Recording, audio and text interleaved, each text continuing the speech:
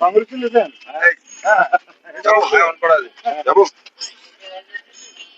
কি দেখলেন ভিতরে, কি প্রত্যাশা আজকে? প্রস্তুতি পুরো আছে সরকারের তরফ থেকেও, কমিশনের তরফ থেকে, আমাদের তরফ থেকে।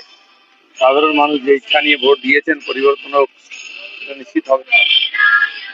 নিরাপত্তা ব্যবস্থা দেখতে পাচ্ছেন পুলিশ আর ফোর্সই আছে, আর কেউ নাই। কারণ কি, যারা নির্বাচনে গন্ডগোল করতে পারেনি এবারে চেষ্টা করবে সেটা বিফল করে শান্তিপূর্ণ ভোট গণনার রেজাল্ট হোক, এটা আমরাও চাইছি, কমিশনও চাইছেন।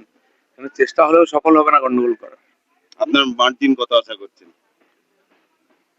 মার্জিন তো ভালোই হবে, এখনো পর্যন্ত যেটা হয়নি, কিন্তু আমরা টার্গেট রেখেছি 1 লাখ ভোট।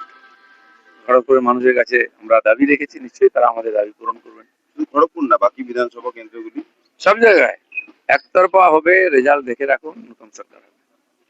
তৃণমূল কংগ্রেস যে 200-র বেশি আসনের দাবি করছে, আজকে পর্যন্ত 200 পাচ্ছে, আজ বিকাল থেকে আমরা পাবো ওটা। অভিযোগ করছেন যে বিভিন্ন জায়গায় সিসি ক্যামেরা বন্ধ হয়ে যাচ্ছে, যারা হেরে যায় তারা অভিযোগ করে।